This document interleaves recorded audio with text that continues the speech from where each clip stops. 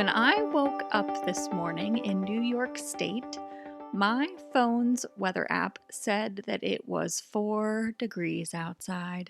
Yep, 4 degrees. Not real inspiring riding weather, my friends. My life kind of feels like a case of the winter blues has collided with quarantine angst, and I am just dying for a change of scenery. You know what I mean?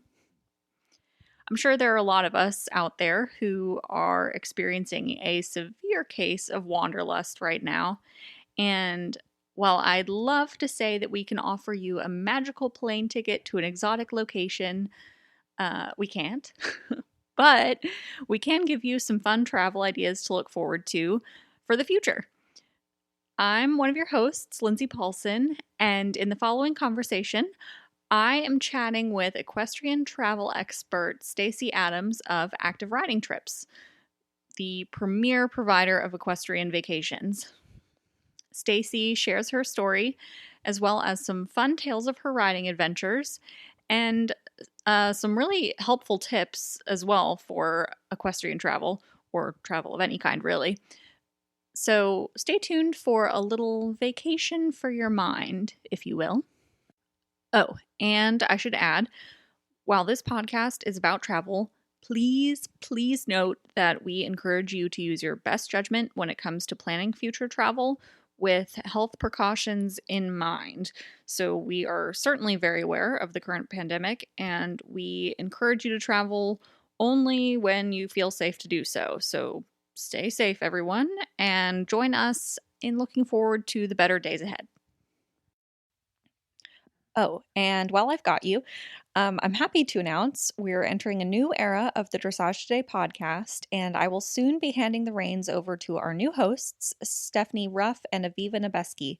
So thanks for spending time with me over the past 2 seasons, and be sure to join them for future episodes. Okay, on to the conversation. Hey there, I'm Jennifer Malachi. And I'm Lindsay Paulson. We're the hosts of the Dressage Today Podcast, where you can find us talking about anything and everything dressage related. Our conversations span the world of dressage, from leading riders to local level dressage heroes. We're talking training advice, horse care tips, and stories to inspire your own dressage journey. Tune in, then tack up. Hey, Stacey, thank you so much for joining me today. It's great, Lindsay. I'm so happy to be with you and hear you, and just looking forward to it. I feel like with all of this, with all of this strange world that we're living in these days, I'm sure a lot of people have a big case of wanderlust going on, probably even more than they have before. So I thought this interview would be kind of a fun way to I don't know what's the word, like, give our listeners the chance to think about maybe some opportunities to look forward to in the future and live vicariously through some of your adventures. So just to get started, do you want to tell us about your equestrian background and kind of, how you've basically become an expert in equestrian travel? Sure. Happy to do it. And to your point earlier, it's so funny, and you have to laugh about 2020 because what else can you do? I guess you could cry, but that doesn't really get you very far. Right. So we're calling 2020 the year of dreams because we're all just dreaming about the things that we should have been doing, or we'd like to be doing, or we hope to be doing. So just rolling along. But to answer your question, I have ridden my entire life. I mean, truly, since the age of 4.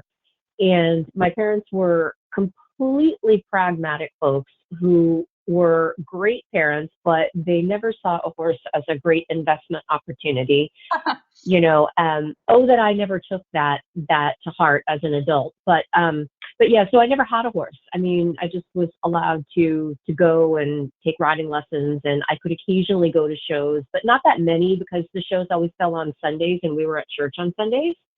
So my parents, I think, thought it'll be a passing fad. So they signed me up for tennis lessons and golf lessons and guitar lessons, which I do not play. And I mean, every other little thing under the sun. And I was only allowed to ride once, maybe twice a week, so that I was balanced, don't you know? Yep. But much to their all of their planning was foiled in the end anyway, because the moment that I was able to afford a horse, it was, that was the end of the story there. And I think I finally bought my first horse at the age of 27, and that was more than a few years ago now. So yeah, ever since. So long story short, yeah, I've just always been riding to some degree, and in the last 27 years, been riding a lot. I mean, 5 or 6 days a week as schedule permits, and it's been an interesting journey, and the journey to how to become a travel expert and an equestrian travel expert is one of those kind of funny things. I had taken a year off of work back when I was 27, and had gone to work at a barn just for fun, because I thought, you know what, I've never had a horse. I'm going to go and learn all about what's involved in keeping a horse on your property, and about the feeding, and certainly I knew how to muck stalls. I mean, who doesn't, right? But just the intricacies of it. And so for a year I did that, and it was great and super fun. But that was, back in the mid 90s, early 90s. And at that point, you had to have, like, your resume couldn't have any gaps in it. That was still such a huge issue. I mean, you had to account for all your time. And so, my resume then went on to say, a year working at this barn in Vermont, of all places. And fast forward a few years from that, maybe about 6 years down the road, a headhunter called me and said, I was working for a Fortune 200 company at the time. I was one of their sales trainers. I traveled all up and down the Eastern Seaboard working with their salespeople in all their different offices. And anyway, this headhunter calls me and he's like, hey, I have a travel company that's looking for a sales manager, and would you want to come and interview with them? I see that you have this, I see that you took a year off, and, and I was like, yeah, sure, fine, whatever. That was in actually 2001, in the summer of 2001. And I thought, sure, whatever. I wasn't really looking for a job. I mean, I was happy in the job that I had, but nothing ventured, nothing gained. And the irony of that situation was that the headhunter was like, it's a travel company. They're looking for a sales manager. It's about 50% travel, which sounded great to me because I was at 100% travel. So, and that was really all he said. And I show up for this interview in New York State, and not in New York City. And it turns out that the company is an equestrian travel company. And the thing that had tipped the scales was the fact that they knew I was an equestrian, because I had taken this year off and I had familiarity with horses. Because back then, it's different now. Resumes are totally different now. Back then, you could put your hobbies and stuff on, but really it was all about your professional experience. Like, it had to be so buttoned up and so beautiful, and you had to be like this shining star candidate and so forth. Now resumes want to know a little more about the person behind them. But anyway, so yeah, that's what tipped the scales. And I went to work for a small travel company. I mean, and when I say small, they were doing about, probably not that small, actually. They were probably doing depending on the year, between $5 and $7 million a year in business. And, that's not chump change for a super small company. But yeah, and we actually decided not to work together at that point in time, only because the offers had been made and accepted, and I was gearing up to move and make this big shift. And then 9/11 came along.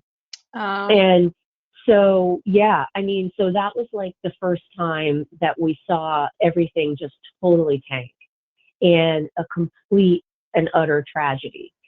So, so it's really, so we just, and I said to them, we just deferred it. And I said to them, look, it's no big deal. I like what I do. I'm having a good time working at my existing job, and, we'll just stay in touch. And about every 6 months or 4 months, the owner would call me just to say, I just want to make sure you're still interested and, really still interested. And so, yeah, we finally got together and collaborated professionally and started working together in 2003. And that was really the beginning of the jump to travel, because as anyone who works in sales knows, a widget is a widget is a widget. So whether and I am not at all belittling the trips that we have, but if you can sell office equipment, which is what the salespeople were doing that I had been training, you could sell, travel. You just have to understand what people are looking for and what the needs are, and understand your product. You have to know your product really well.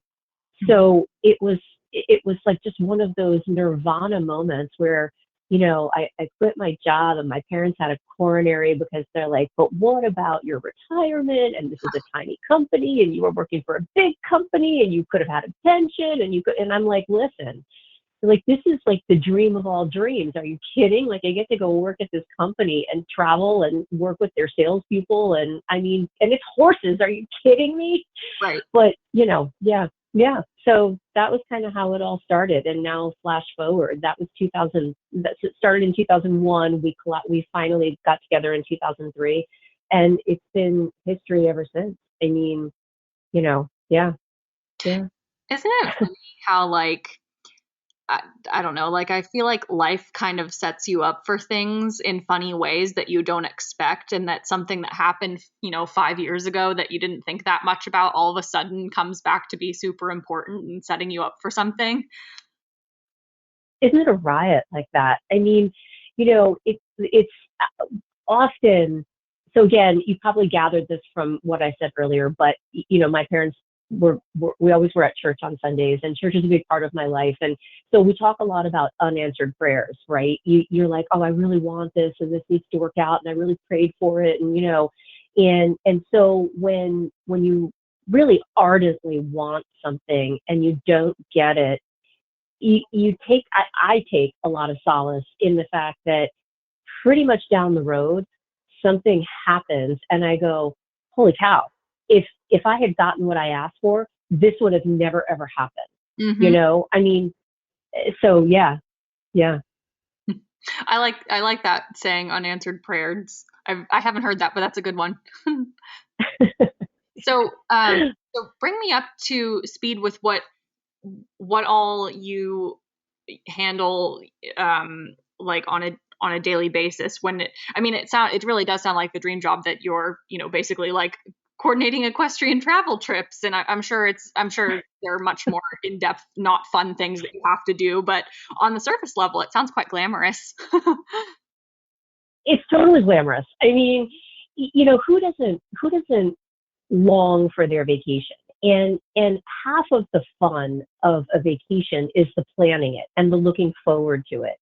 Mm-hmm. And it's really, truly the icing on the cake when you go and the vacation is exactly, all it's built up to be. And so a lot of what's done on a daily basis for these trips is speaking with people live. Like, we don't have any way, and this is by design, it's intentional. There is no way for someone to actually reserve a trip online without actually speaking to somebody in the office in person. And the reason that we do it that way is twofold. The most important reason is that we need to make sure that the trip the person is wanting to take is appropriate for them, that it's the right sort of riding for them, that it is not going to be too much or too little for them, and making sure that it's a good fit. And so sometimes we do have conversations where we say to someone, I know you inquired about riding in XYZ place, but you also mentioned that you don't really care for rustic accommodations. So it's probably, here's what the bed and breakfasts are like, and here's what the farmhouses are like. And, I kind of think that a better choice for you would be this, just to give you the experience that you're longing for. So it's a lot of consultation and just having an open dialogue and being candid. I mean, we don't deny people the chance to go on any of the trips unless it's a safety concern. But really, the only thing that keeps us having the client base that we have, and we've got about, we're lucky, we've got about 8,000 regular clients that travel either annually or every other year. And these are repeat clients. So we feel pretty glad about that. That's not, it's not a ginormous amount. We'd love to have more, but it keeps us hopping. But the reason that they do keep coming back is because they actually look at us and trust us for what we say, so that the experience that they have is the experience that they expect, that there's not any surprises about it. Because travel has enough, there's enough surprises in travel as it is, right? Like you want to make holiday plans to go visit your family, you book your airfare, and the next thing you know, you're getting emails saying, we've had a change to your flight, You're like, wait. Totally. That's why it's one of those things that travel is an adventure just in and of itself, the beast of travel, not the actual trip itself, but the getting there, the logistics of it. When you mentioned that you like to have a phone call with people because sometimes, sometimes they don't always pick the best suited experience for their personality and maybe their skill level or whatever. And I was just thinking about like, oh my God, aren't horse people like totally notorious for doing things like that? Where I feel like some person might I want to school cross country in Ireland and jump 4-foot jump.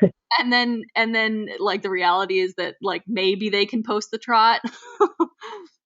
Right. It happens. And again, this is where you work really hard. And our team here at the office, when they were new, they had to be coached on this to understand. But what you just said is so typical. Like you'll say to someone, well, tell me about your riding. And, and you leave it wide open like that. And they'll come back to you and say, well, my horse is schooling 3'6". And, we have lessons 3 times a week. And, and so you, like, that sounds pretty impressive, right? So you sit there and you say, okay, great. So are you showing at 3'6"? Are you, oh no, I'm not doing that. My trainer's doing that, So then you have to sort of, dial it back and get down to the nitty gritty about what the person is actually doing.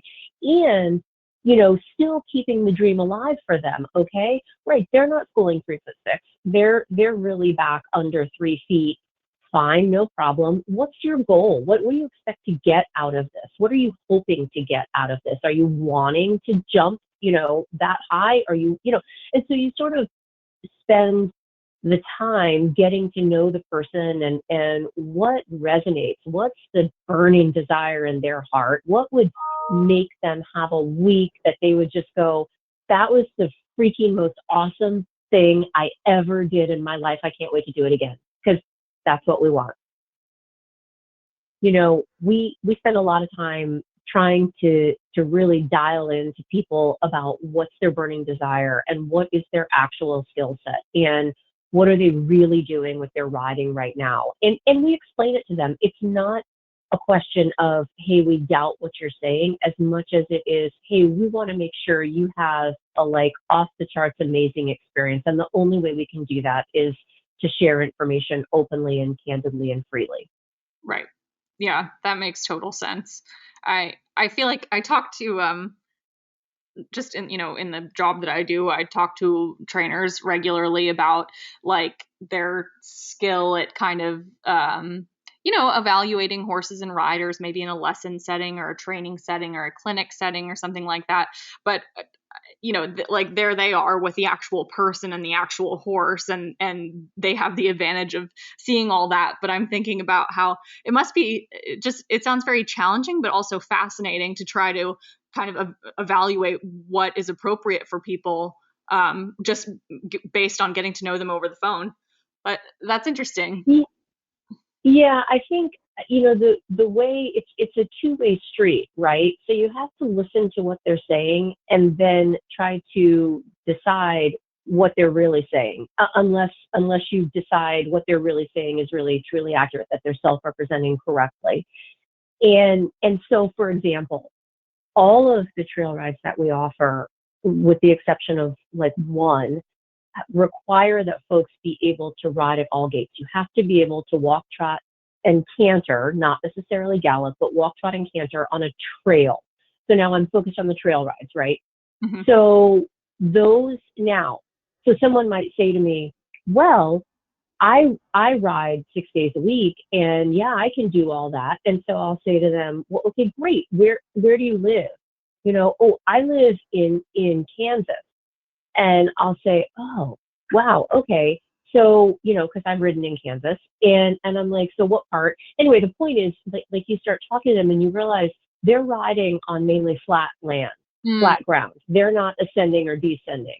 So not that it's so completely different about shifting your weight going up and downhill, but it does make a difference. And there are times on, like, the ride that we offer in Oregon, the vineyard ride, the coast, you go out to the coast and then you ride through all the vineyards in Oregon and do wine tasting.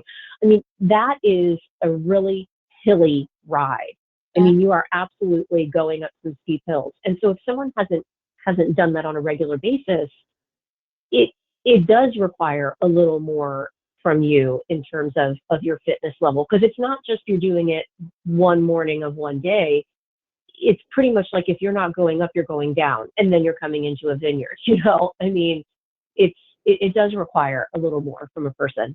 So then we try to ferret out that information from them, but then we also try to share with them, let me describe what this ride is like to you, both from a pace standpoint and from the standpoint of the terrain, because every ride is really, in the end, paced to the ability of the slowest rider.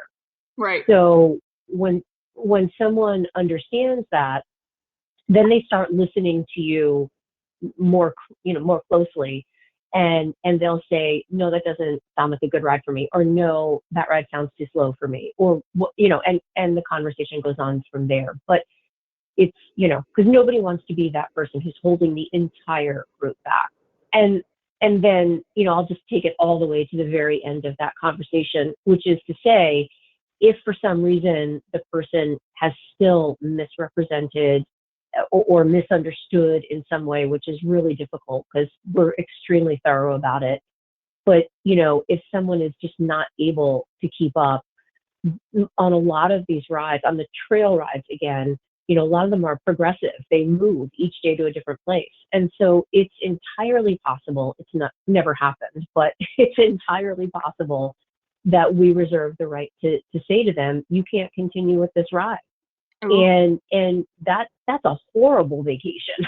And we work really hard to make sure that doesn't happen. Yeah. Oh, huh. Yeah. Well, so you mentioned that that trip to Oregon, like riding on the coast and through the vineyards and everything. I was like, oh my gosh, that sounds like such a dream vacation. And it sounds like you've had some really amazing travel experiences. Do you have any like memorable stories that you could share from those experiences? Oh gosh. Over the last 17 years, yeah.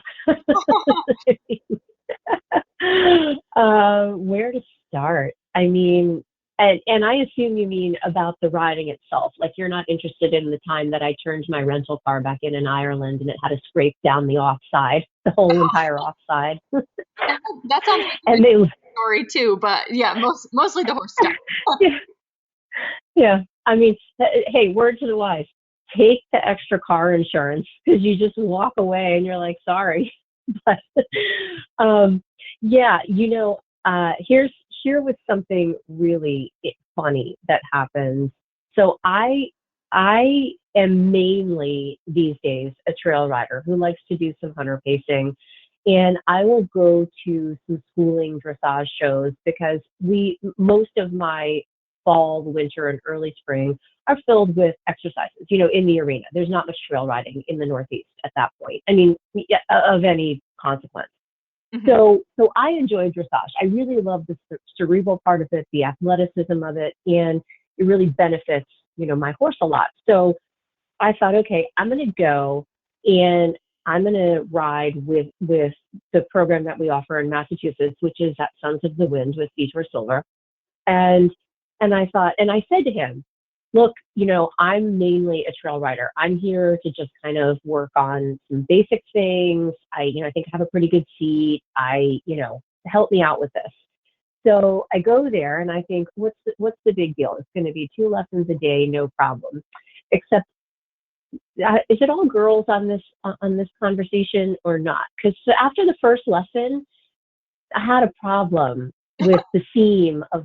I had a problem in the nether regions with the seam of my underwear, and I went, I'm not going to be able to get this piece of underwear off because it's now embedded in my flesh from sitting appropriately. And I laugh about it because when I have spoken to my friends who really are active dressage riders and competing regularly, they're like, been there, sister, done that. Everybody's been there.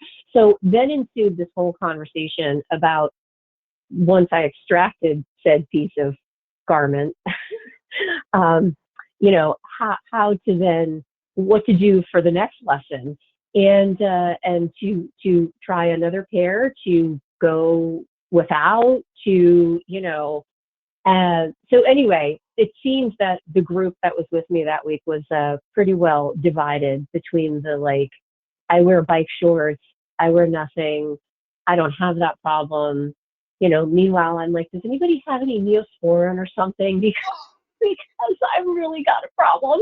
It made for an interesting next few days. I swear I don't think I have walked the same for a week. I know for a fact that you are definitely not the only person who has struggled with this. I have a really vivid memory of, I think it was a couple of years ago at this point. We did a special event with a really lovely Olympic dressage rider, and she invited us and some people to her farm, and she did a whole training day and demonstration, and it was amazing, and super educational, and she was really great at making everybody feel comfortable and at home, and we were able to have some cool conversations and have a good dialogue back and forth, the audience with this rider. And she took time out of her day to explain, look, if you are a dressage professional, you need to make sure you have your undergarment situation figured out. And here's what I would recommend. And she had recommended bike shorts too.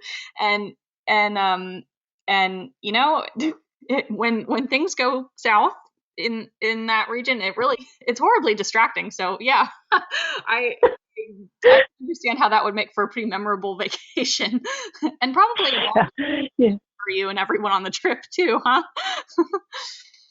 Oh my God, they died laughing. I mean, and actually one of the other girls had a similar problem, not quite as bad as I did. And you know what?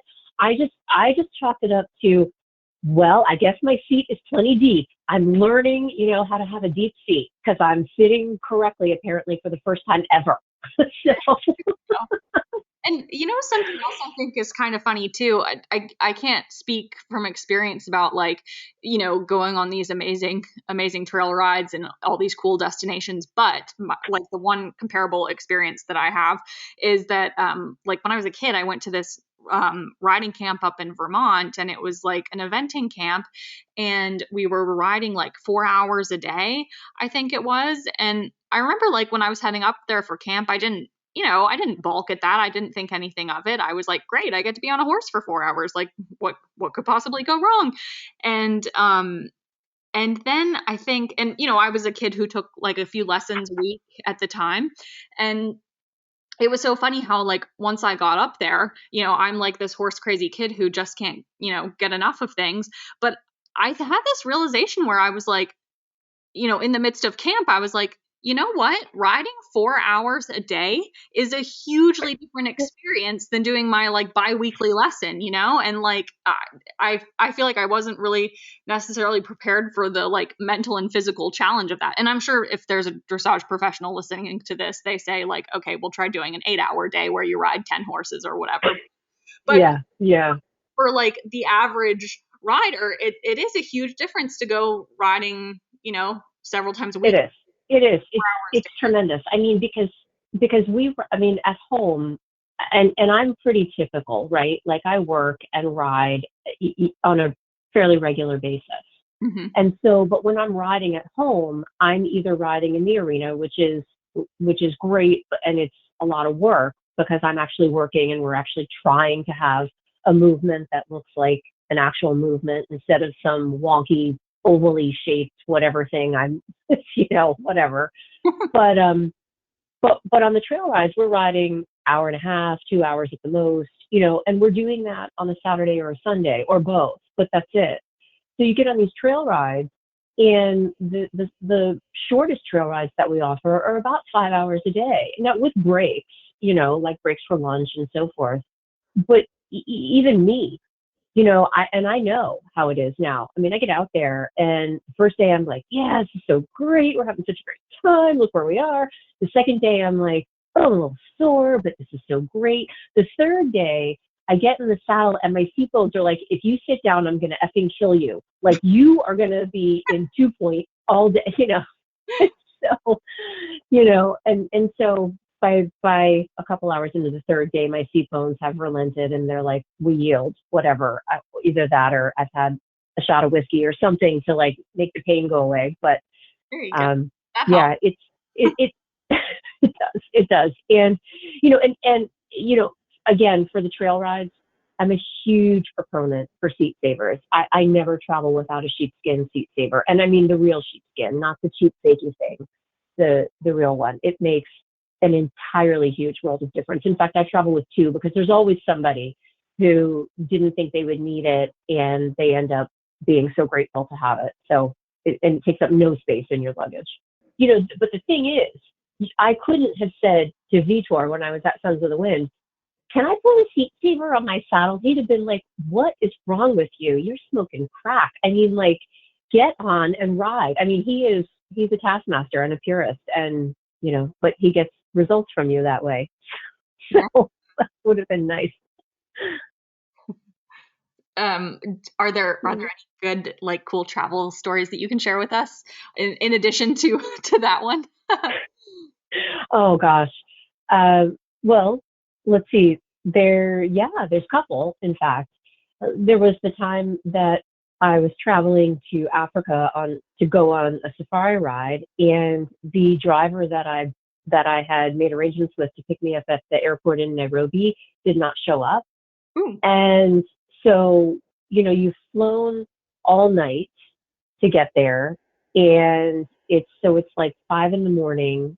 in Nairobi, and everybody is off the plane, and I've gotten my luggage, and I've got this big huge suitcase, and I've got my hat on, like I had not a cowboy hat, but sort of a big hat like that to keep the sun off my face, and and I've got my camera bag. I mean, talk about looking like a total tourist, and like the guy doesn't come, and now everybody's gone, and it's just me standing there, and so now so fast forward an hour, and I'm calling on the phone, and he's not answering the phone, and there's no like office phone number to call or anything like that.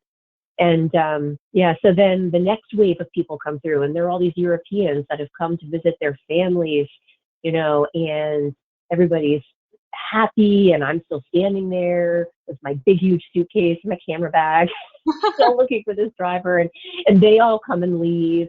Now I'm the only person in the airport again, standing there. And then the next wave of people come, which are all local flights, like all inter-African flights. So now I'm standing in a very crowded airport full of people who are a completely different color than I am, which is of no consequence other than the fact that if you're the only person that is different than all the others, you feel extremely self-conscious. Like, I clearly don't fit in here. This is really very different. And, it's a unique travel experience to be a complete fish out of water in a situation like that, because you're in a place that you don't know, in a country you don't know, you can't get in touch with anyone. And it could have been, if everybody wasn't so darn lovely and nice, it could have been a really scary situation. It could have been like being in an Asian country with no other, non-Asian people, no other English speaking people, and sort of being sort of stuck. And it was interesting. The driver did finally show up. What was his problem? Well, he went on a bender the night before and overslept. Oh, great. So it's like, okay, great. Well, thanks so much. And all's well that ends well. In fact, the way that did end up so well is that there was a little hotel kiosk desk at the airport in Nairobi. And the gentleman that managed that desk, and they had no outside phone. They had a phone that connected straight to the hotel. But he was like, look, you can come in, so you're not standing out in the fray. You can come in behind my desk, But again, you're a single woman all by yourself. And there's this guy who's like, yeah, you can come into my little kiosk, and you're like, I don't know what, but he was super straight up and nice. And at some point you just have to go, you know what, riding horses is unpredictable and travel can be unpredictable. And you have to trust your gut and say, I either feel safe or I don't feel safe. And I'm just going to go for it. And the guy was like my hero, let me stand there until the driver came. Needless to say, we do not use that driver anymore because it's nerve-wracking. It's nerve-wracking to end up in a foreign place by yourself, because there was no one else traveling with me on that trip, and feeling completely like a fish out of water. You can't call home. What are they going to do?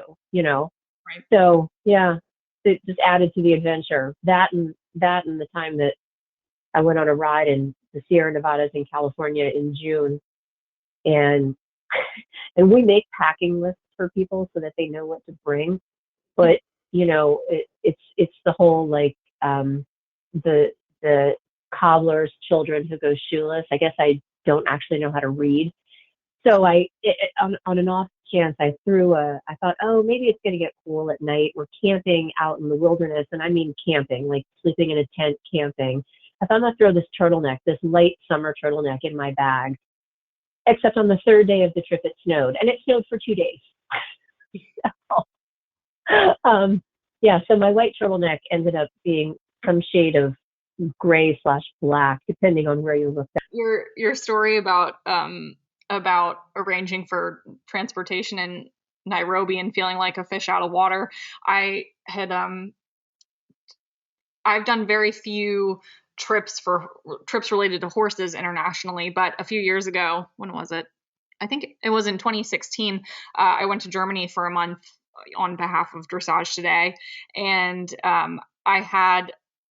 Which Germany, right? This is like, I feel like amazing. It's totally amazing. And it was such a great experience.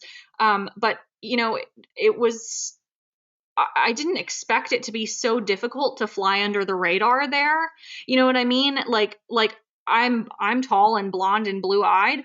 And, I was kind of like, oh, well, I'll just blend in with all the Germans, right? No one's going to notice me. And then I'm like, big American with my big American suitcase and my big American camera and my big American laptop bags. And I'm like trying to wedge myself into these like little train compartments and stuff. And I just remember thinking like, wow, like I feel like such a foreigner here. And it's crazy because practically everyone around me even can speak English. So it's not like, or even when I've been to England before too, I felt like this massive foreigner, but I even spoke the same language as they did. So I imagine it's got to be just a really like a hugely eye-opening experience to go to someplace so totally foreign. And something else that I don't know well, it sounds like you and I sort of had a similar experience in this way, but how much I really, as a foreigner, had to rely on just the kindness and generosity and like grace of other people just to sort of bail me out. And it kind of like renewed my faith in humanity that there were all these people who came to my rescue at all of these strange times. No, it's true. And you have to, at some point you just have to go on faith. And but you also, again, situational awareness is important, right? I never, so when I was talking about feeling like a fish out of water when the domestic African flights came in, I never felt threatened. I mean, everybody there was there for the same reason. They were greeting their friends and family, they were getting their luggage, they were moving along. But when you look completely different, you feel conspicuous. But nobody, again, in fairness, nobody approached me and said, "Hey, are you looking, do you need a ride?" Nobody, there was no nefarious activity that happened or even remotely threatening, but you feel that way. You're sort of on high alert, right? Because you're like, oh, I'm different. So, yeah. But in the end, you chalk it up to part of the adventure, and you do. It does redeem your faith in humanity, and I think there are moments like that domestically too. I think that sometimes we treat domestic travel as more like a family member instead of being in a different place. What I mean by that is I think we have less patience and higher expectations with domestic travel than we do when we're in a foreign place where it's not so familiar. And so we tend to not be possibly as open to seeing that people are trying or willing to help. So. Mm-hmm. Yeah. And, to your point, like, I think about, like some of my friends who live in Europe, I talk to them and then, oh, what are you doing this weekend? And they're like, oh, yes, we're going to Spain for the weekend. And I'm like, well, that's super cool. I'm going to be going to like the next state over from me this weekend. And while sometimes I feel like that seems so lame in comparison, like I think too about how like, well, wait a second, the United States like covers the equivalence of me flying from New York to Texas is the equivalent of, well, I'm not going to be able to draw a good geographical comparison, but I mean, that could be going to two different continents if you're, starting off your journey in Europe, and I feel like no, it is. We do kind of undersell like the kind of enormity of the task of just crossing our own country. Yeah. Well, and also, you bear in mind as well that when the European Union was established, it became very fluid to travel from country to country. Like you didn't have to wait in the huge long lines. If you had an EU passport, then it was like traveling between states at that point, right? Mm-hmm. So it's sort of like the way we travel from here to Mexico. Going to Mexico, you can fly from any domestic airport to get to Mexico anymore and back. And there's no delays like through customs and so forth. And that's how it is within Europe. So at the moment, hopefully it stays that way. Yeah. But yeah. So speaking, I know it does sound glamorous though, right? What are you doing? Oh, we're going to Italy for the weekend. Really? Saying like, I'm going to North Carolina. It just doesn't have the same ring. Yeah, not so much. I'm raking my leaves, Hey friends, the show will be back in just a few moments, but first I want to tell you about something cool from Dressage Today. If you're an average dressage rider like me, you've only got a certain amount of time you spend in the arena each week, and it hardly ever seems to be enough. You know the struggle. Maybe you take weekly lessons, or you read books and articles. Well, you obviously listen to this podcast, and maybe you travel to clinics to soak up whatever you can. But if you're looking to take a deep dive into dressage training without ever leaving your couch, you need to check out Dressage Today on demand. Learn from top experts in the sport of dressage with Dressage Today's complete video on-demand training resource. Whether you're looking to better your basics or you're polishing Grand Prix movements, Dressage Today's 3,000 plus training videos can help you reach those goals. Visit ondemand.dressagetoday.com to score a free trial. Yeah. Well, Yeah. so speaking of domestic travel, I want to, obviously speak to those people who are listening to this conversation and saying, but I'm stuck in the United States for the foreseeable future. What can I do with my time? So, Yeah. what kinds of travel options are currently available to us, like under COVID circumstances? Like in terms of, like what sort of cool riding vacations are there in the US that are available to people right now? Right. So here's the thing. There are vacations available in quite a few different places. However, and I am not a however person, but let's just be practical about it. A lot of states have limitations on places where you can go that you would have to quarantine when you come back, or places that you would go that you would have to quarantine upon arriving. And excuse me.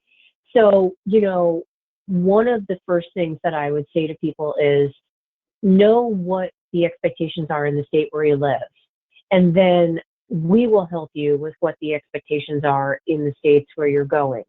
Almost all of the places where we have domestic trips, Montana and Massachusetts and Tennessee and California, they don't have quarantine requirements for folks coming from outside those states. So they are relatively accessible. The challenge becomes what your home state is going to require from you, because everybody can totally get their head around, okay, I need a break. Like, I've had enough of COVID and enough of politics and enough of like Calgon, take me away, get me on a horse in the country somewhere. So, but can someone afford or have the ability to take an extra 2 weeks to quarantine? So for example, I'm here in New York, and New York is one of the strictest states. Like, they've got a list of 24 states that if you visit that state and you come back, they're going to do contact tracing, and you're not going to be able to. You're supposed to self-quarantine in your house. Are they going to station someone outside your house? No, but the fines that they're going to charge are just crazy high. Yeah, I think So, like $2,000 or something like that. Like, it's yeah. It's a whole other week's vacation. Yeah. I mean, so that's the biggest challenge. What we look for, and so I can't help someone if their state has a situation like that, like in New York. So for example, I think I shared with you that I was gone last week to Maine because I had 3 riding trips scheduled, and not a single one of them happened for obvious reasons due to COVID. I had held out. I was making a repeat trip.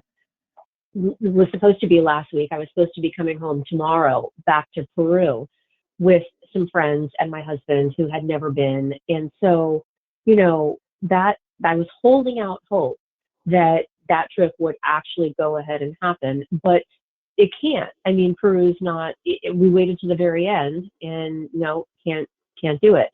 So, and I said to my husband, if I don't go somewhere that's not the 4 walls of my office or our house, I'm going to end up like homicidal. Like, it's just not going to be good. Right. So, but then became the question of, well, where can I go? Because New York is very restrictive about what has to happen when you get back. Right. And so anyway, so we went to Maine. Maine is on the approved list according to New York. But, we have the places where we offer trips do not have quarantine restrictions. So they will take travelers. And the reason is especially that the ranches and the farms that we work with will do that is because it's small. Even on the ranch rides that we offer, the ones in Colorado and the ones in Montana and Wyoming, they're taking about 12 to 15 people in a week. And that's it. That's a total group size. Mm-hmm. And you're out, you're talk about social distancing at its finest. Everybody knows leave a horse's length, right? And even if you didn't leave a horse's length, there's still 6 feet front to back between you and someone in front of you. So you're not really in jeopardy that way. The trick is just how do you, what does your state require when you return home? So, Right. And, one of the things that I think is tricky about New York State too, is that a state that's on the list one week that it's a restricted place, or it's a place that has restrictions that when you return, you have to quarantine. That list is changing on a weekly basis. So I feel like you do have to be really diligent about, just keeping up with the news and like monitoring those sorts of things too. You do. And so generally, and we can't insist that people do this because it's not required. I personally think it's foolish not to, but we generally say to people, do yourself a favor and get travel insurance. Because here's the bottom line. The way the trips, one of the great things that's happened in travel due to COVID is that it has become a lot more flexible. It used to be so inflexible and rigid. And so if you had to change your plans, it was going to cost you, and it could potentially cost you up to and including the full cost of your trip. Mm-hmm. But thanks to COVID, now you can make flight changes at no charge, and that has trickled down to the rides themselves. So if somebody would end up not being able to travel due to COVID, they're able to go ahead and delay their trip, with no penalty fees. So we just pick future dates, down the road that there is no. So let's say this trip to Maine that I just took was not a riding trip. We do not offer riding in Maine, but let's just say that it had been, and for some reason Maine then became on the list for New York. If I wouldn't have been able to salvage that, like if the host wouldn't have allowed me to change, our travel insurance would have indemnified us. So what we would have lost is just the cost of the policy for the travel insurance, which was like, I don't know, $150. So a person.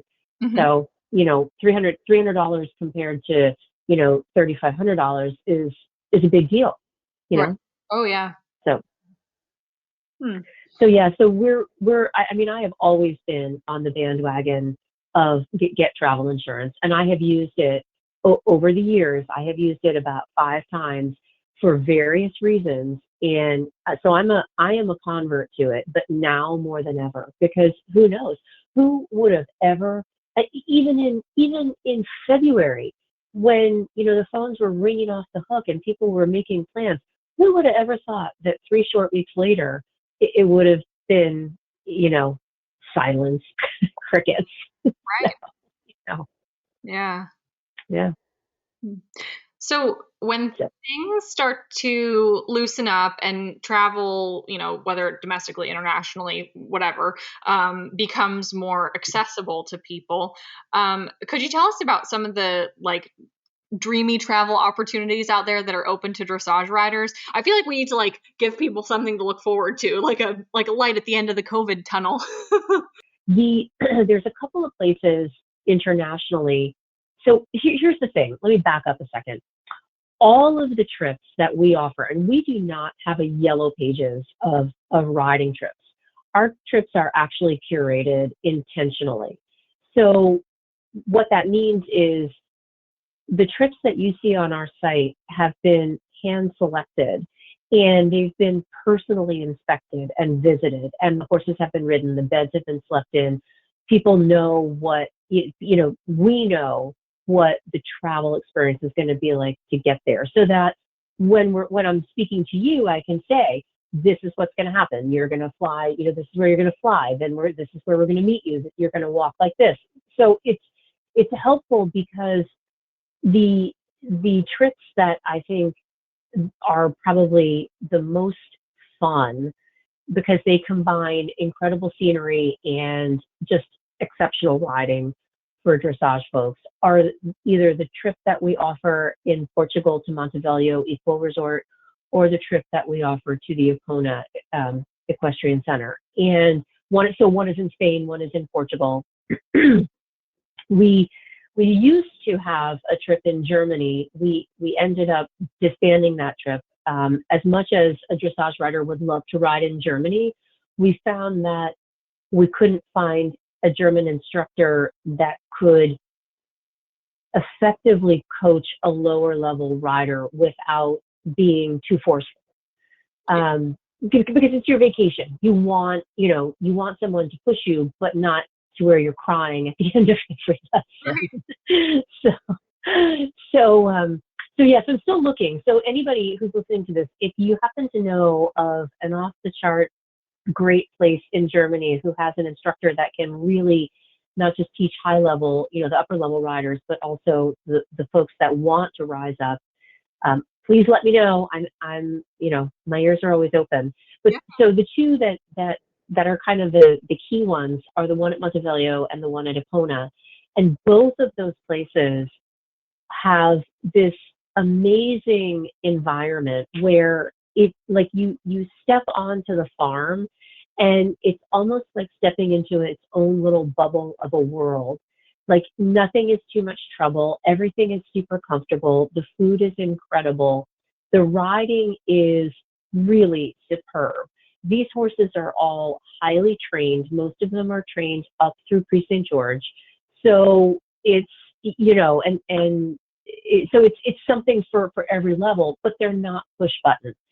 So it's nice because folks like me, again, who if I were to go to a schooling show now, I would be going into like first level 1, first level 2. Like I wouldn't be even at second level to be able to do any sort of, and to get a reasonable score. Mm-hmm. But when I spent a week in Portugal at Montevideo, by the end of the week, really about 2/3 of the way through the week, they had me tuned up to where I could reliably get some piaffe and passage on a couple of the horses, all by myself, with no help from, cool. So, which was like freaking amazing. And, they had you really feeling the movements. So what was kind of fun for me about that was, these PRE horses, and in particular, though not as common here in the U.S., they're so expressive in their movements and so forgiving that they're a lot less complicated to learn on than the warm bloods. Mm-hmm. And because the last 2 horses I've had were a Holsteiner and a Hanoverian. Big, huge, 17 two-hand warm bloods, lots of movement, but lots of moving parts as well.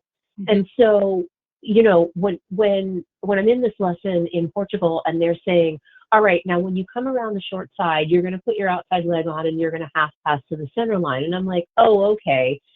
So I slide my leg back and all of a sudden my inside hip is like thrust up and in. And I'm like, whoa, I didn't do that. But these horses really help you feel the movement. And you're like, I get it. I get how that's supposed to feel. And there's no doubt about it. Like there's no question. And, and then you get off after 2 hours of lessons. You have a lesson in the morning, a lesson in the afternoon, or a trail ride if you choose. But, you get off and you're like, yep, you're going to see me with a glass of wine sitting over in the hot tub watching the sunset. I mean, to me, you just don't get any better of a trip. Someone has pushed you to where you are a sweaty mess. Like your core is engaged. You're sort of peeling your pants off after your lesson, but you are absolutely happy. You can unwind with a massage. It's really like being in a resort. I mean, and that's how they're referred to, but it's just incredible. And it's fun because, again, the groups are small.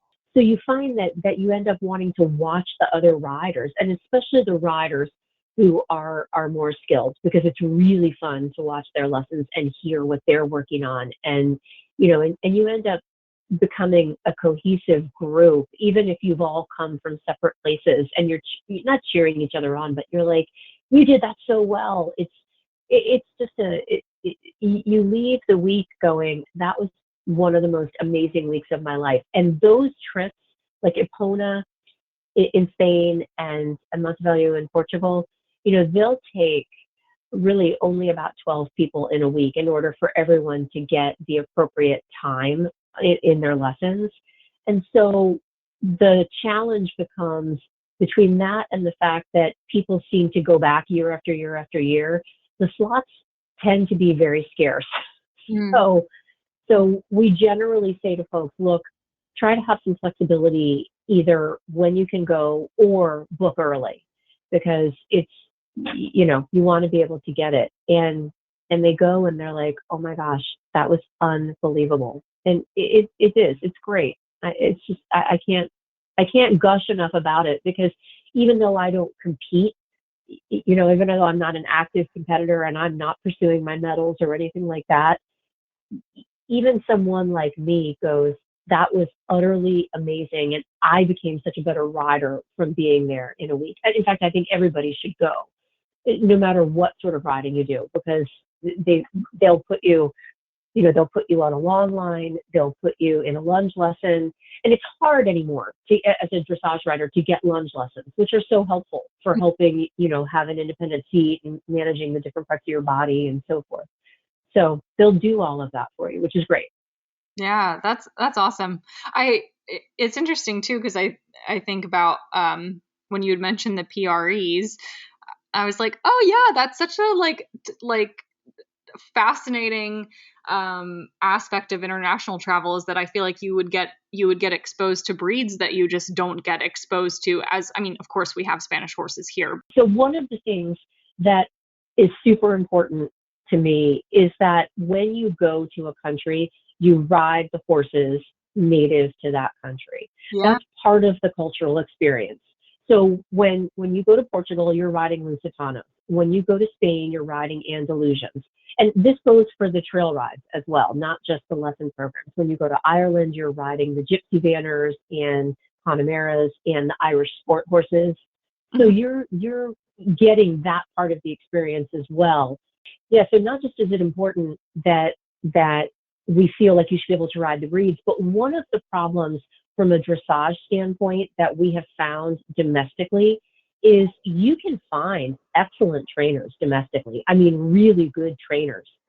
But to find a trainer who's going to week in and week out bring riders in of varied ability and put them on their schoolmasters, their highly schooled horses, is nearly impossible. It's almost a needle in a haystack. So it's the package deal. And so it really is amazing to be able to offer these places where people they can go and ride the horses that are highly trained, highly schooled, and have that experience with excellent training.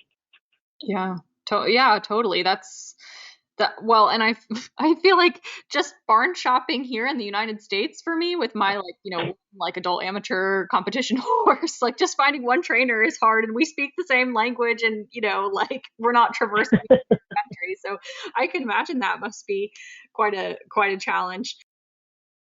I don't mean to focus on one of the places versus the other, but one of the other neat things about the Portugal location is that right now the head trainer there, who trains the second in charge trainer, if you will, but the head trainer is not someone that people have generally heard of. She's very big internationally in competition, but her passion is training. It wasn't so much getting out there and making a name for herself as a rider. And so the second trainer, this gentleman named João, she has worked with him for 5 years and is bringing him along. And he and his horse, his homebred horse from this place where you ride, are now ranked 35th in the world. And that's not chump change. And my point in mentioning that is that these are the people that are, there's a staff of 4 there. These are 2 of the staff members that are giving you your lessons when you're there. I mean, so you're not just riding with people that you've never heard of. You're riding with people that are out there and actually getting it done and climbing the ranks. And it's pretty exciting. And it's great because once you've been there, you start seeing these people in DT and online, and all of a sudden you're like, I rode with that person. I mean, it just adds a whole nother element of excitement to it. Oh yeah, no, that's super cool, and I recall those places because I believe that we've run articles about them in the We past. did. I remember reading them and reading about them and drooling over them, and I'm sold. When do we leave? Let's go. But Tomorrow, please. If only. when you were talking about the challenge of finding a riding instructor in Germany, I don't want to like make it feel like we're harping on that or anything, but I hope I share this because I hope some people will learn from my huge mistake in doing this. But I had when I went to Germany, I had a bunch of sort of like business appointments lined up and stuff like that. And I had some really cool experiences. Like I got to visit Hubertus Schmidt and Ingrid Klimke and Helga Hannenberg. And like it was incredible Wow. trip. But the thing that I did not plan, this is like embarrassing to admit, but I just threw my half chaps, my helmet, my boots in my suitcase, and I said to myself, it's fine. I'll find somewhere to ride when I'm there. It's Germany. How hard can it be? There's horses everywhere. There's everywhere. And do you believe that in the stupid month that I was in Germany, I didn't sit on a horse once because I couldn't find a place to like teach an American student? And like if anybody has any plans of like going to Europe and just showing up and assuming that you can get on a horse, don't, because you can't just do that. So No, totally different. I mean, Ireland, completely different story. Of course, there are no dressage trips in Ireland, but I mean, at least that I know of. But it's true. I mean, you can't just walk on and be like, hey, I'd like to take a lesson from you. They're going to be like, yeah, we're busy. You know? Right. Yeah.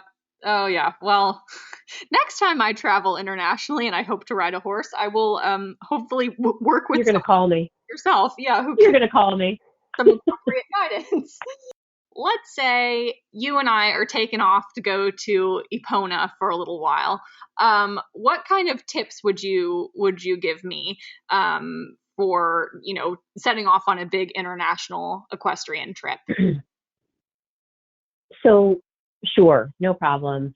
So the first thing, and we already chatted about it, is I would highly encourage you to get travel insurance. And I generally recommend a website that is basically an aggregator for policies. They don't sell the policies, so you can go and basically what's that, a la carte. You can go and sort of craft and create your own policy specific to what your needs are or what you think you might need. And then they send you out to whomever the company is to purchase it, whether it's Berkshire Hathaway or Travel Guard or TravelX or whatever. So, that's first and foremost. I highly encourage that. But we're classified as a tour operator, which means generally when you book a trip with us, we tell you where to be on day one, and then we tell you where we're dropping you off at the end of the week on the last day. And it's really up to you to decide what you're going to do about getting there. You make your own airfare plans. If you're going to come in early, you make your own, accommodation arrangements or tours. Now, that's not to say that we can't make recommendations for you, because again, we try to be consultants about it. I prefer that we don't get involved in booking things for you, but generally what I found that seems to work best is we've created on TripAdvisor sort of these sample trips in these different places, like in Lisbon, and so Lisbon would be the jumping off point for Portugal, or in Madrid, the jumping off point for Epona. I mean, it's so we create these sort of sample trips in these metropolitan areas and share it with you so that you can see the things that we think are of interest and decide what you want to do. You can also research it on your own, and in fact, we encourage folks to research things on their own because, again, the planning builds the anticipation, which keeps the dream alive. And you're like, oh, this is going to be so great. And all of a sudden you see an article about, you're tripping along through your Sunday paper and you see an article about Spain and you're like, wait, what's it about? And it has nothing to do with horses, but you're like, how far is that from where I'm going to be? That sounds pretty cool. It just adds to the whole fun of planning the trip. Yeah, so we can recommend things like that. I generally use a couple of different sites when I'm making my travel plans. So for airfare and for flights, I'm sorry, for airfare and for hotels, I like to always use a site called momondo.com, which is M like Mary, MOMONDO.com. They, again, source things out. You end up booking directly with the airline as opposed to booking through them. So it's not like an Orbitz, where like if you go to Orbitz to search your flights, when you make your booking, you're booking through Orbitz, and Orbitz is sort of your travel, partner for that. But I find Momondo has very good rates. I find Kayak has very good rates. I think pretty much everybody has heard of kayak.com at this point. If you're a risk taker a little bit, a wonderful app that we have used and loved is called Hotel Tonight, and also Trivago, which is Trivago, V like Victor, AGO, Trivago. They're great for finding last minute hotel deals like day of. So, at that point, the only caveat I would tell folks is be a little smart about when you're traveling. So like if you're traveling in the summer, which is typically peak time, your pickings are going to be a lot slimmer with these hotel apps because a lot of the hotel rooms are going to be full already. But if you're traveling now, like September, October, November, then the world is your oyster. It's great. It's a nice way to save some money. I think I had also mentioned earlier to you that we have packing lists. Yeah. That we try to help you with like what to bring. And one of the really cool things that's happened, we started this before COVID, but literally like 2 weeks before COVID, and it's just recently launched, and we are so totally thrilled and happy about it. But we have this very cool partnership now with Carrots Apparel, and they have taken our packing lists and created an online virtual packing list. So for example, when folks are getting ready to go to Epona, we send them a link to our dressage packing list, and they can look at all of the vented shirts and, the breathable pants and all of the things that were originally just on a list.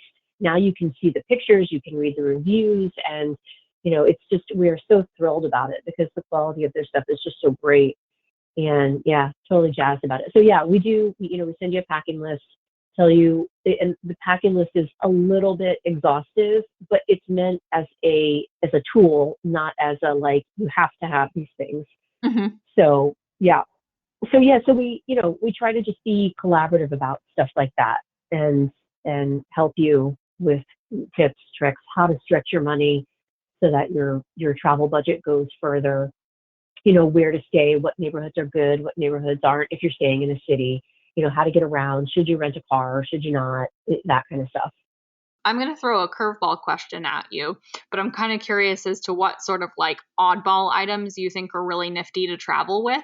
So let's just say you're going on an international riding trip and you can only bring, say, 5 things with you. What do you bring?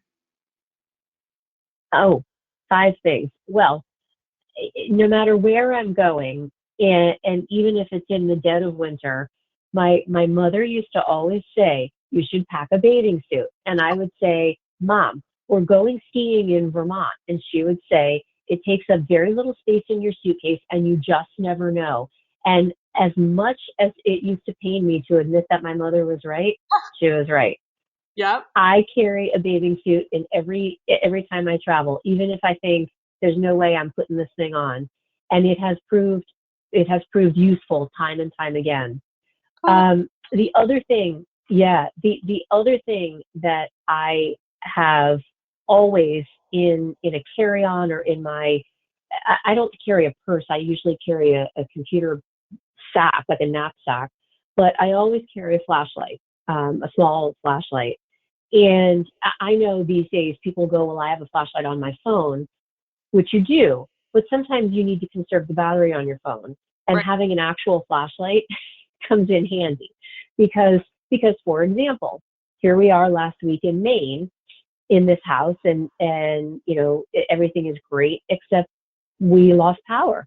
Right. And it's one thing, for about 6 hours. And it's one thing to lose power like during the afternoon because you're like, okay, let me go look around and see. But it was like 7 o'clock at night. And I said, nope, I know exactly where my bag is, so I could get a flashlight to go look for candles. And, who thought that would ever happen? So yeah, I definitely always travel with that. I generally always travel with a pair of comfortable shoes. Now, some people say, well, no, I can wear my paddock boots, but I look at it and say, if I'm walking on cobblestone streets and doing tours and things like that, I'm totally not. I'm all about give me some comfy shoes, like something that is not, and plus not something that I'm going to be wearing all the rest of the days anyway. Right. What else? What else do I travel with I never leave? Can I just interject too that like I used to be a diehard Dewberry boot fan. Like the river boots, like the Irish river boots. Yeah. And I love Yeah. those things. I paid a fortune for them. I love them. I took them everywhere. I wore them all the time. And like on trips, all sorts of vacations and everything with friends. And it wasn't until like very much after the fact that like my friends very nicely were like, you have to get rid of those boots because they stink and they cannot come They on. stink. So I feel like relying on your trusty barn boots when you're traveling in the company of other people is just not a kind thing to do to others. It's totally true. And I mean, it's funny because I have a pair as well, and I tend to wear them. So when I'm in the winter, when it's cold, that's generally what I'm wearing to ride in, even if I'm riding in the arena. Because again, lower level dressage rider, I'm not really needing to put spurs on. We're not doing anything that requires that much cueing. And, but yeah, I mean, I have to take them off outside because my husband's like, because my feet get hot and they sweat even in the winter. Mhm. And my husband's like, those things freaking stink worse than the dog, so take them off. And horse smell doesn't bother him at all. Doesn't bother him at all. My boots, totally different story. And it's the inside, not the outside. Oh, that's funny. Oh gosh. Yeah. So obviously, I travel with a charger, and in fact, the charger that I have now, the charging station, it's a converter charging station all in one, Oh. and I love it. I got it on Amazon. It's a little bit of a brick, so it's about the size of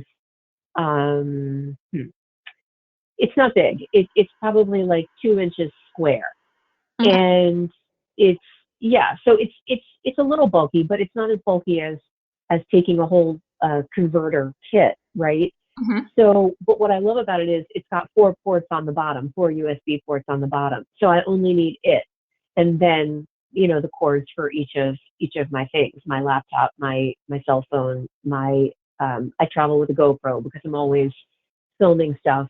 I don't necessarily recommend traveling with a GoPro unless someone is familiar with how to use it, because people get too preoccupied with, is it on, is it this, is it that, and then they're not paying attention to their riding. Yep. But I travel with it generally all the time. And I also travel with my camera, an actual camera. So cell phones have come a long way and they take really good quality pictures, but there are times that, and again, I do this because of what I need for the business. I need the videos. I need good pictures because a picture is worth 1,000 words. Right. And so I can't be taking a picture where the rider is like so small that you go, I can't even tell what that person's doing, or that when you zoom in and take it, you haven't been still enough and now it's a blurry picture. I need, I have to have that. So yeah. And I also discovered a couple of years ago through a blog that I follow. And it's an interesting blog. It's called Horse and Man. And I don't know if other folks follow it or not, but it's just a general horse blog that this woman in California writes, and I find her stuff to be really interesting. But she turned me on to this lip balm by a company called Raw, R-A-W, Raw. Mm. So it's all natural, and I mean, I bought like 12 of them, and I have them in every single vest because I'm a huge vest person. Mm-hmm. Every single vest, every single barn coat, you know, and I'm big on, so I love that brand. It works really well. It doesn't melt, and it also doesn't get clumpy, you know, like sometimes when like chapstick for me sometimes gets too clumpy and I can't get it on my lips. Mm-hmm. So yeah, it's in every single pocket.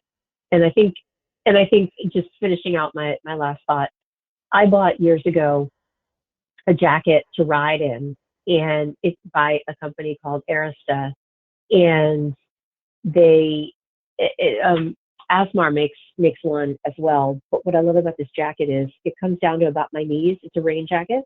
Oh yeah. It's a stylish looking rain jacket. Yeah. Yep. Comes down to about my knees. It's vented in the back, or I should say pleated in the back. So you snap it up when you're not riding. When you are riding, you unsnap it and it creates a skirt around the back of, the back of your saddle, Mm-hmm. so that you're not getting wet. And what's cool about it is I get more compliments on that jacket from non-horse people. Because I wear it, it's my travel jacket. And people are like, that is such a beautiful jacket. And I'm like, yep, it's my barn coat. And they're like, it's your what? And I'm like, yep, it's for riding. But it's great. So, and it's lightweight. So it wears well no matter what. Yeah. And yeah, I always carry a raincoat. Even if I'm going to the desert, I carry a raincoat. Because remember the girl that threw in a turtleneck because she was like, oh, it's June, I might get cold at night. Well, yeah, now I learned, carry my raincoat everywhere. The light jacket. Raincoat and a swimsuit. Yeah. I have one of the jackets that you're referring to, and I joke that it's like I call it my Devon jacket because I bought dressage at Devon one year when it was, classically just a torrential downpour the entire weekend, and I bought it just because I was desperate. I didn't really need another. I don't need more outerwear because I already have an outerwear obsession. but that weekend I was just desperate for something that was long and like kept me covered.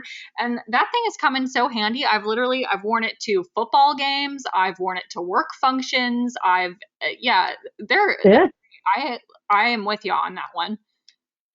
I years ago, about 6 years ago, decided to have some half chaps custom made because I have a long leg from the knee to the calf, and my calves are quite small. I mean, my ankles are quite small, and so and I wear zip up paddock boots, not tie paddock boots, and so I had this problem where every pair of half chaps I would buy, and even the tread steps, even some of the really nice Ariats, I just they either weren't tall enough, for the inside of my, inside of my knee, or they stopped kind of at the top of my foot. And so the problem would be that it would be raining on a trail ride or in a lesson, because a lot of the dressage places have covered arenas, but sometimes, it's still raining.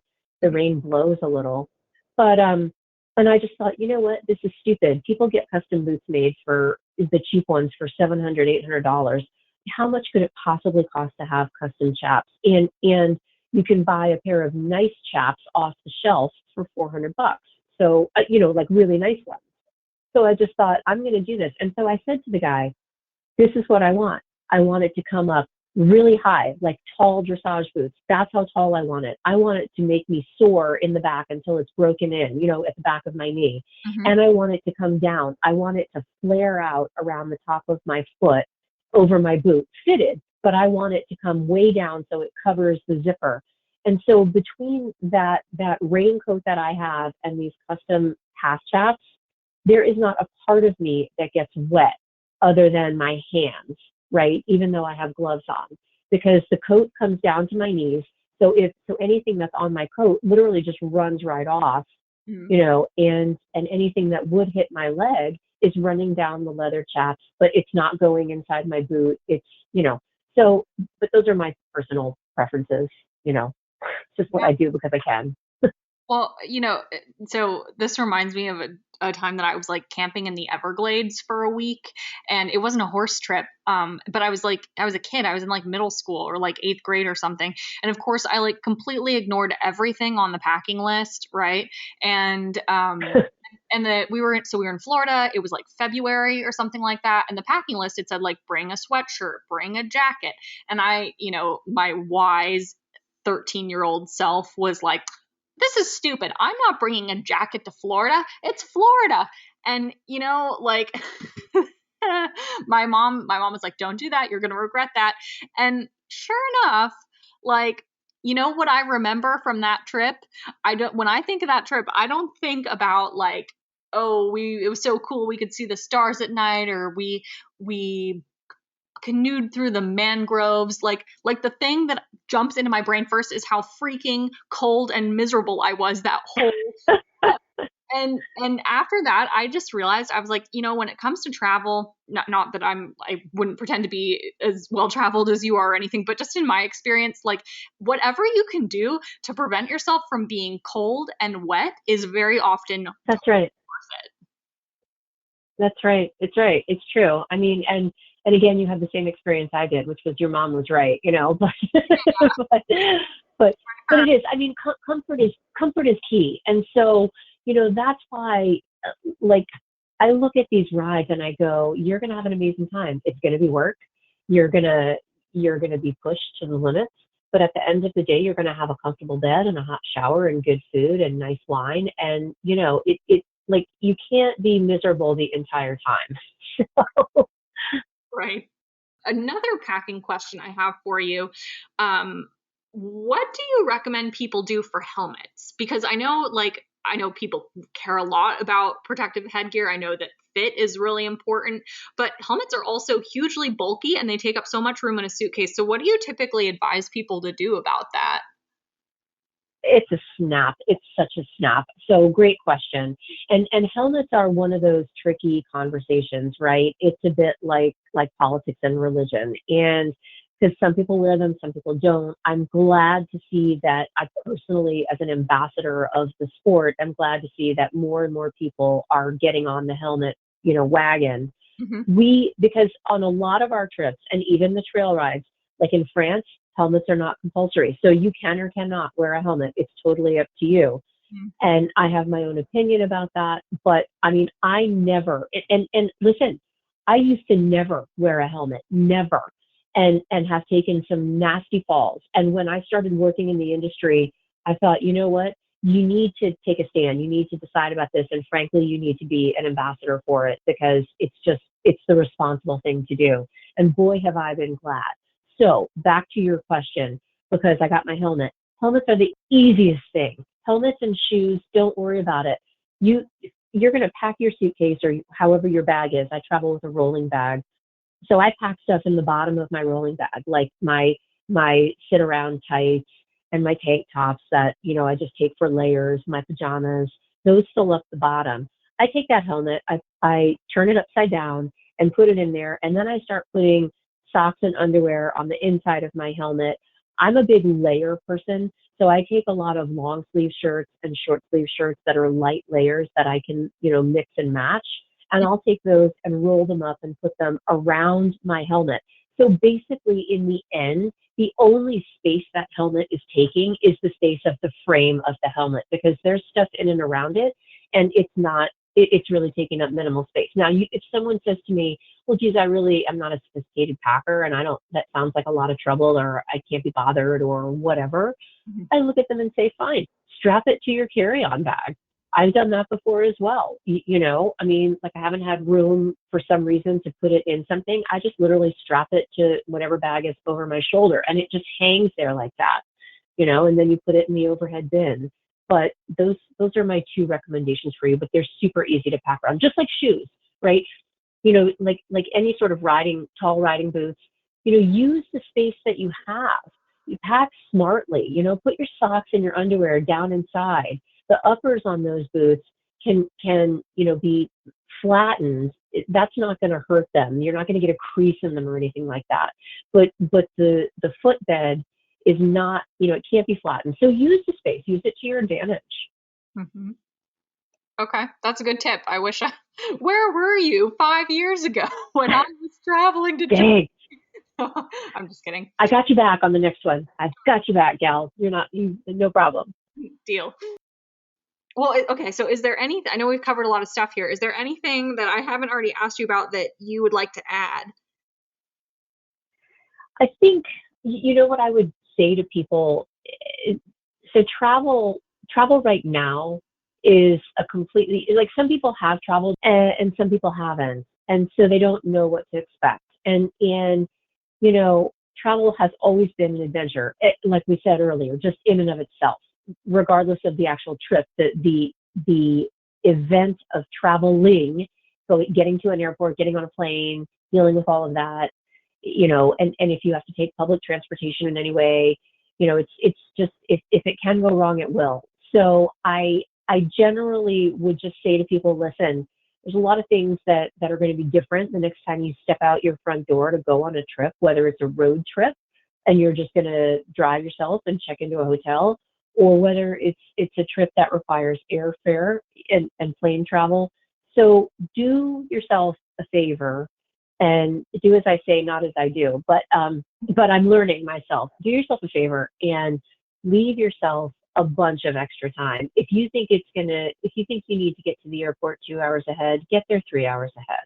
Mm-hmm. The worst that's going to happen to you is that you end up in the bar at the airport having a cocktail while you wait for your plane. And that's not such a bad thing. That's the start of vacation. It sure beats getting to the airport without enough time and being in line at security trying to determine whether or not you'll be able to make it to the gate in time to get on the plane. So leave yourself additional time. The second thing, and this is really part of that as well, is just go with an open mind, have a smile, take a deep breath. Everybody is in the same boat. I mean, everybody has somewhere they want to be or they feel they need to be. And try to just be like, hey, I'm on an adventure and you really feel you need to cut in line in front of me. It's okay. It's okay. I'm just going to smile. Let it roll off like a duck, because you go on vacation to have a good time, not to be strung out and end up arriving, with totally shattered nerves. Right. Like, just relax, have a good time. Yeah. Smile. That's a good lesson that could be applied to riding itself too, I think. Yeah, except as riders, it's the truth, right? But as riders, at some point, you get to a point in your riding journey where you can tell if your ride is salvageable or not, and if today's the day that you need to just pack it in and pick it up again tomorrow. You know what I mean? Like, is it worth fighting about? Like, you get to that point, and it makes everything so much better. So the next day when you get off and you're not irritated and you're not, you're not frustrated about your ride or at your horse or at your ability to communicate or not communicate. You get off and you're like, well, that didn't really go how I planned, but you know what? I'm going to come back tomorrow. And the next day, it just it makes a huge difference. So I think the moment that you make that conscious decision to say, I'm not going to let this get to me. I can control how I feel about this, and I'm going to own it, and I'm going to just not let it get to me, and I'm going to go find something else that makes me happy for the moment. Yeah, absolutely. I know that life lesson very well because I own 2 mares, and they have taught me a lot about that. Yeah. So girl power. Yeah, girl power's right. So for our listeners who want to learn more about you and learn more about active riding trips, where can we direct them? So the website is super easy. It's ridingtrips.com with an S. So ridingtrips.com, and all the trips are listed on the site, and all of that good info is there. They can also follow us on Facebook. It's Active Riding Trips Equestrian Vacations on Facebook. So we use our Facebook site to really share information, sometimes about the trips, but more often than not, we're just talking about riding. We're talking about destinations in general, not necessarily horse related, and we're talking about travel tips. So if they're really looking for info just specific to the trips, the website is really the best, the ridingtrips.com website. But if they want to sort of get into a general dialogue with us, and it's myself and 2 other people who manage the Facebook account, then yeah, that's a wonderful place to sort of get tips, tricks, what we use, interesting destinations, fun places to see that are, when you're in the non-riding portion of your trip, that kind of stuff. And we also have an Instagram account, which is, again, Active Riding Trips, where we share pretty pictures, and that is exclusively about the rides themselves. And people can also, if anybody, a lot of my clients like to do this. If anybody listening wants to do this, you're welcome to friend me on Facebook. It's no problem. But then you're going to get pictures of my dog and pictures of my horse and pictures of my husband in his kilt and pictures of all the things that we do in our little local town. But the magic to me about this business is the fact that probably 200 people that are friends of mine on Facebook are people that I have met through the riding trips business. And what I love about that is I can see their kids, I can see their rides, I can see their horses at home. We really have a chance to know each other. And so even though when we talk, it's just a voice over the phone, it's not that anymore, because I can be like, oh my gosh, I saw that I saw what your kids just did last week, that surprise birthday cake they made you. That was hilarious and so sweet. It's fun. So they're welcome to friend me on Facebook if they like, but that's more personal than anything else. Stacey, thank you so much for taking the time out today to speak with me and share some of your cool experiences and your tips with our listeners. And I hope to eventually travel with you one day, because it sounds like a lot of fun. You bet, gal. I would welcome it. The laughs that we had today, really, really fun, really makes it totally worthwhile. So that's how I travel. That's the kind of weeks I like to have when I'm traveling. So I think you'd be a really nice addition to any week. Oh, awesome. Well, thank you so much. I really appreciate it. You bet. Thanks. I appreciate it. And hopefully, I'll hear from someone about some amazing trip in Germany, or someone will get in touch about any of the other trips. But this has been great. I really appreciate it. Thanks. If you'd like to learn more about Stacey Adams and Active Riding Trips, visit activeridingtrips.com.